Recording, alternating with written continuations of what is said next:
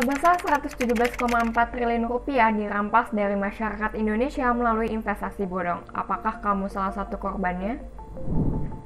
Investasi bodong memang tidak pernah ada habisnya. Bahkan sejak tahun 1879, ketika skema Ponzi pertama kali dilakukan oleh Sarah Howe di Boston dengan berkedok deposito untuk kaum wanita.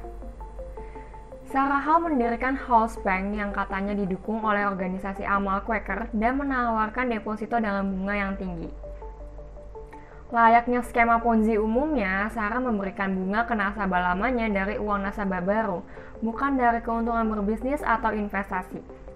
Yang artinya, kalau gak ada member baru, ya member lamanya gak dapat keuntungan sesuai yang dijanjikan. Dan pada tahap ini, biasanya pelaku skema Ponzi akan kabur membawa uang para investor. Tapi Sarah Howe ini licik. Sedikit berbeda dari skema Ponzi umumnya, dia menetapkan batasan penarikan tunai bagi nasabahnya. Jadi kalau mau narik uang, nasabahnya cuma bisa ambil bunganya aja. Modal pokoknya nggak bisa diambil. Sarah beralasan kebijakan ini dibuat untuk membantu nasabahnya supaya nggak terlalu boros. Singkat cerita, akhirnya Sarah ini berhasil dipenjara dengan kasus penipuan. Setelah skema yang dia terapkan mendapatkan kritik dari pers yang mendorong masyarakat untuk menarik uang mereka, dan Sarah nggak bisa ngembaliin uangnya. Sampai saat ini, skema Ponzi juga masih sering dipakai untuk menipu orang banyak. Yang ngebedain ya cuma bungkusannya aja. Ada yang berkedok arisan, koperasi, MLM, robot trading, dan masih banyak lagi. Makanya kita perlu bersikap kritis sebelum menaruh uang kita kepada sebuah instrumen investasi. Dan melalui video ini, Minku juga mau share 5 tips supaya kamu nggak terjebak investasi bodong. Jadi pastikan kamu nonton sampai habis ya.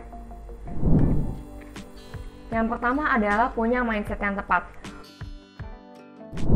Punya mindset yang tepat di sini artinya kamu punya kesadaran dan pola pikir bahwa nggak ada cara instan untuk kaya. Dengan punya mindset ini, kamu nggak akan tergiur dengan investasi bodong yang biasanya menawarkan keuntungan besar secara instan tanpa risiko. Yang kedua adalah mengendalikan rasa rakus atau greedy.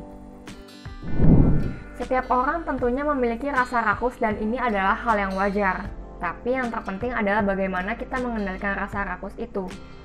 Sebagian besar orang rela menjual rumah, tanah, dan aset lainnya untuk menginvestasikan uangnya pada hal yang bahkan mereka nggak ngerti karena mereka nggak bisa mengendalikan rasa rakus. Yang ketiga adalah pastikan bahwa investasi itu logis.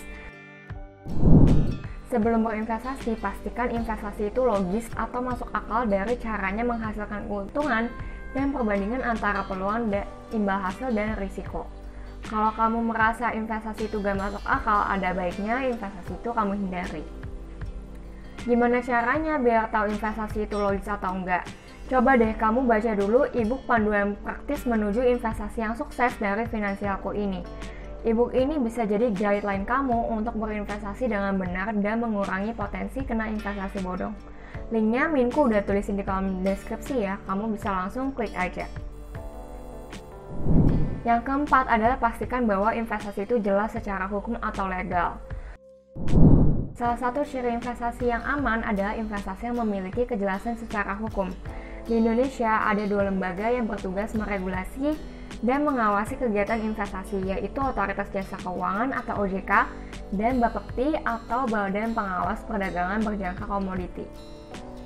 OJK bertugas mengatur dan mengawasi sektor perbankan, pasar modal, dan lembaga keuangan, sedangkan Bapepti di sektor perdagangan komoditi, valuta asing, dan kontrak berjangka. Jadi, sebelum berinvestasi, pastikan tempat kamu berinvestasi telah terdaftar dan diawasi oleh OJK atau Bapepti ya. Nah, tips yang kelima adalah tanya ke orang yang lebih ahli atau berpengalaman. Sebelum berinvestasi, nggak ada salahnya loh kamu mencari tahu lebih dulu, lalu bertanya ke orang-orang yang sudah berpengalaman, ahli, dan kamu percayai.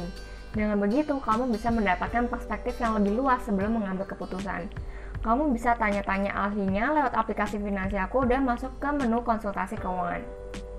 Nah, itu dia Sobat Finansialku, 5 tips yang bisa kamu lakukan agar tidak terjebak investasi bodong. Kamu punya tips lainnya? Coba komen di bawah ya. Jangan lupa share video ini ke teman dan keluargamu untuk menjaga mereka dari investasi bodong.